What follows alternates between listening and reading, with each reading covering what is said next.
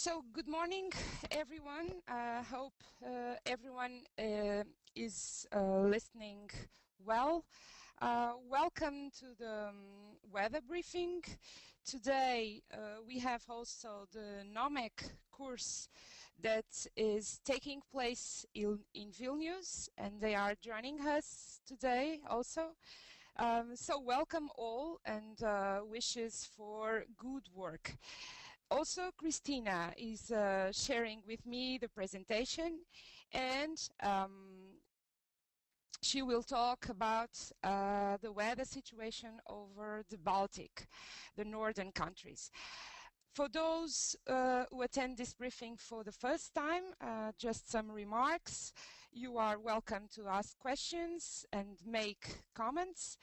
To do so, press the button with the and symbol in the upper toolbar on the top of the screen, and press also the lock button to speak on the upper left side of your screen. You can use also, of course, the text chat to ask questions, make comments, or if you have some technical issues. Also reminds that this briefing is being recorded and will be available later in the EUMeTrain webpage. Well, as I always do, I like to check where are you coming from. So use the star button in the drawing toolbar to tell us where are you coming from. So I'm coming from Lisbon, Portugal, and we have more or less all Europe, all corners of Europe. Wow, wow. The northern countries are well represented. Really, really nice. Thank you. So let's start with this METEOALARM from the METEOALARM webpage, and we see that we have several warnings around Europe, and they are mainly wind warnings. So we have wind warnings over Portugal, also in Western country, and also in Madeira Island. And we have here we have orange warning because of wind. Someone can add something about this later maybe. And we have also here and here because of wind, and we have also here in the northern countries some because of the IC. So we have coastal warnings also. So this is the image from 6 UTC today, the air mass RGB, and you can see here mainly in Atlantic we have this north-south or west-east separation. We have here two laws, very deep laws, with some frontal cloudiness over here, and of course this one over here extending southward, and they are nearly stationary or moving slowly eastward. Behind this frontal cloudiness and behind this law, mainly this one here. Of course, we have also here, but it's more here. We can see better in this region here. We have cold air advection that are easily seen with this bluish purple colors in the air mass RGB, and it's a cold air mass with a low tropopause. We also have this nice area with the brownish colors which means we have some dry descending stratospheric air. And here, of course, later I will show you the water vapor image, and you see the dry intrusion in this area of the low center. Of course, we can see here also, because we have this cold air mass, we have this unstable white spots. So we have some white spots here, mainly south of British Island, and we can see this is the convective cloudiness. We have an unstable air mass. So some of them are quite organized. So we have here some enhanced cumulus, and maybe this area here, it's a coma cloudiness. On the southern part, so this area here and towards, of course, this Central Europe, we have a warm air that is being advected up to the north, and we have this greenish color here, which means it's a warm air mass with the high tropopause. Over the Azores at surface, we have more or less a high pressure system that is building up and is merging with another one that is further east, which has a sharp ridge that extends from the West Mediterranean to Western Russia. In this area here, we have a large cutoff flow across the Southeast Europe. So this sharp region, it's moving along with the cold front, and it will move east. And we have, because of the trough and because of some activity with the front, we have some chance of thunderstorms along the front that moves over Europe, and with the help, of course, of diurnal heating. So maybe today we can have some thunderstorms in this area because we have the frontal system approaching, and of course we have the heating during afternoon that will help. Of course, in this area also, because of the cutoff flow, we could have also some thunderstorms. So here, this is image from last night. It's you cannot see very well. I'm sorry, but it's. I wanted to show you that the ASCAT information. This is from yesterday at 9:30, and you can see the center of the low pressure system here very, very well. So the ASCAT information gives us a wind surface, and it's very useful for this kind of situations to know where is the center of the low pressure system, or sometimes with it's very useful to see the frontal boundaries, because we can have the shift of the wind. Not the information here from last night. It's not high winds, not too high, but really we have 20 to 30 knot winds. So let's go to the water vapor image. That is important to check upper air dynamics.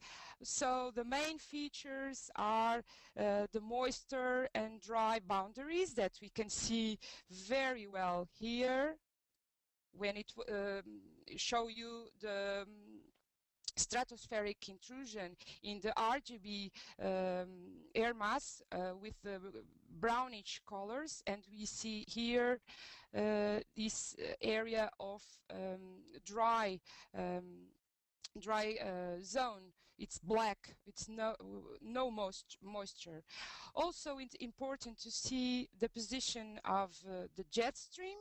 I can show it to you later, the wind at 300 hectopascal, so you can check the position of the jet stream.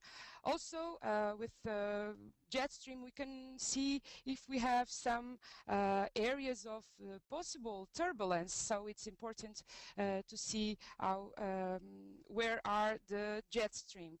Of course, the areas, as I said, of descending stratospheric air with high potential vorticity. We have some here. This one is the most important, I should say, but we also have some areas of dry descending stratospheric air in this cutoff flow in the eastern part. Of course, these areas of dry descending stratospheric air could mean potential for cyclogenesis or rapid cyclogenesis.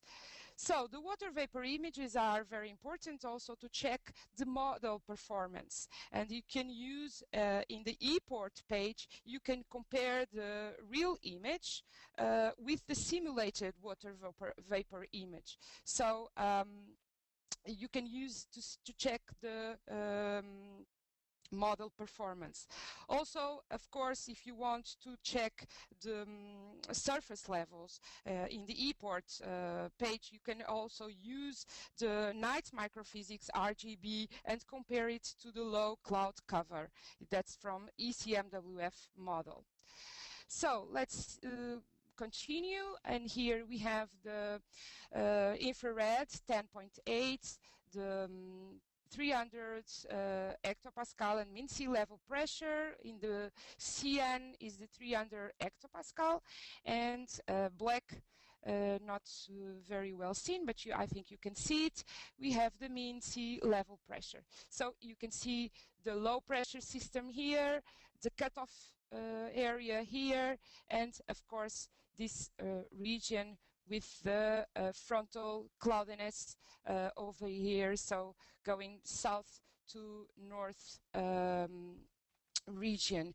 And of course we have also the convective cloudiness and cold air cloudiness in the cold air mass, and some unstable cloudiness, mainly over here in the British Isles. So here to check the temperature advection, we have here cold advection here. It's very interesting because we have some low cloudiness over this region here with a cold front that is decaying. So we have the help, of course, of this strong cold advection. Here we have in the upper north, we have this warm advection, we have the jet here, so we have in this area a warm front band in this area with the help of the information of the jet and the temperature advection. Of course, this one here, we have the jet in moving and crossing the front with the warm advection and cold advection over here. So a nice front, cold front in this area. In this region here, I will show you later, we have a wave, developed wave in this area south of Açores. So this is Mass RGB with the positive vorticity advection, strong values over here, Northern Europe with the front. Of course, some areas of positive advection here associated with the convective cloudiness, and of course in this area also. Here, associated with the cutoff law, we have some kind of areas with the positive vorticity advection indicated somehow some trigger that can happen, of course, helping the thunderstorms in the afternoon. And of course here we have a sharp area here with frontal cloudiness also up to the north. So this is the air mass RGB that I was talking about, and this is a source more or less in the middle of the Atlantic, and I want to show you this area here. So we have a surface wave over here, and the in a way it's the stratospheric air, so we have high values of potential vorticity in this area, and we have in the next hours a cyclogenesis. So we also have at surface we have some temperature gradients with the cold air mass over here and the tropical, so the polar air mass over here and tropical air mass to the south. So this area for us in Portugal, we have to monitor this area because it's a cyclogenesis and it's going to move northeast, so it's going to affect the Azores Islands in the next hours. And the last image before I pass the words to Christina, that she's in Vilnius also, and she will talk to us about the weather in the northern region. I want to show this image from 6 UTC from the snow RGB. It's a day product, uses the 3.9, and it's mainly used for low clouds and snow. And I wanted to show you this snow over here in the Alpine region because it's red. You may know very well because mainly you are from the north, so you are used to this information. Anyway, this is red because we have a strong absorption in the infrared 1.6 and infrared 3.9. So we have also information from microphysics with this RGB. We have this orange small particles, so it's orange, and if they are larger particles, we have a greater red component. So it's information also about the microphysics and can help us with this kind of information. But anyway, we have these clear skies here at 6 UTC because of I told you we had the reach over here. We have a high system over east that is of course is going to merge with a high system over the Atlantic. So now I will pass to Christina. She will continue this presentation with information about the northern countries. So Christina, go on. Thank you, Angela. So one more time, everybody. And as Angela has already mentioned, when I'm saying hello from Vilnius, where we have number courses, and here you can see our group photo from yesterday. So as you can see, it's a huge hello from about 30 people. We all are here, and this is me right here. So, and that's why I will try to focus on the weather basically in Nordic countries. And I would like to start with surface analysis. It is from this night at 00 UTC. And you see this center of low over here in the northern, to the north of British Isles, and Lithuania, which is here. We are lucky to be in the warm sector of this cyclone, and actually even today our weather is quite nice and we have some sun, but Of course, frontal zone is approaching, and we will have more clouds, and as we will see later, even some rain. So, and if we check weather forecast, this forecast it's valid for today, 12 UTC. We see that this cyclone has moved a bit to the northeastern, and center is near Norwegia, and Lithuania, where we are now, it's in a warm sector, and the front has already approached, and of course it's a warm sector, so temperature will be quite nice today. And for example, yesterday we had in Vilnius we had 17.9 degrees in Celsius.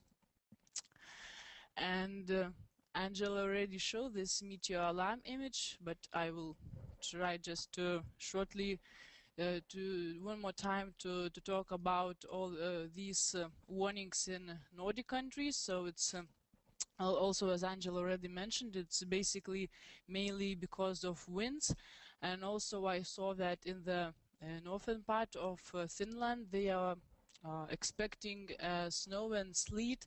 So this green warning, yellow warning is for sleet and for slippery roads and so on. And as we are in Lithuania, I will show this is our forecast for today. So again, as you can see, it's quite nice day today, and temperatures are nice. So finally we have spring, because like 1.5 weeks ago I know that there was still some snow here in Lithuania, and actually it's even some didn't melt even now. As we see in Vilnius, we will have around 19 degrees in Celsius. And also what I would like to show, it's from today, from 00 UTC. Also Angela already showed this image. It's water vapor image and overlaid with heights of 300. So we can see that Lithuania and Nordic countries, it's mainly southwestern flow, and it's warm air is coming toward us. And if I zoom a little bit, you see that it's from, as I said, from southwestern part of Europe. We have warm air advection. And here we can see the same water vapor image, which is overlaid again with heights of 300s and also isotax. And again, as Angela mentioned, we see this deep intrusion of dry air here towards western coast of Norwegia, and in Lithuania and Nordic countries we have lots of clouds as frontal zone is approaching, so lots of moisture and cloudiness. And here is another image. It's infrared and overlaid with thermal frontal parameter. So again, as I was saying, we can see that this front, which is now here, is approaching and will pass Nordic countries. And this image we already have seen as well. Angela showed it, but if you have attended the last two weather briefings, you should know why we see this green color over here in Greenland. So it's a bit out of topic, but as we have number courses and there are lots of people from Northern Europe, maybe someone would like to answer or can answer why we see green color here. I will wait a bit in chat box, and I will ask also my audience, NOMEC participants, maybe they will answer it. So I already got an answer from participants of NOMEC, and I see in chat box also people are saying Vesa is cheating because he was attending last two briefings. So yes, all of you are right. It's because of really cold surfaces here. So let me proceed further, and I already showed you this image with weather forecast for today, and now I would like to show you some animations from HIRLA model, which is high resolution limited area model, and I know that many countries, Nordic countries, are using this model, and even Spain and Ireland. So we can check what is the model forecast for cloudiness. Then please click yes button when you will see the animation. So here we can see our HIRLA forecast. It's a 4 kilometers resolution model for mainly for Nordic countries, and well, black color means indicates that there is no clouds, and white color it means that there are lots of clouds. And you see it's valid for now. It's showing forecast for today. You can see every 2 hours, and now it's for tomorrow. Here's Lithuania, and it's for Saturday. So at least in Lithuania, it seems like we will have lots of clouds, and with a frontal zone approaching, but well, for example, here in the Scandinavian countries, they will also have some cloud-free scenes. And now other animation, and I again will ask you to click yes when you will see it.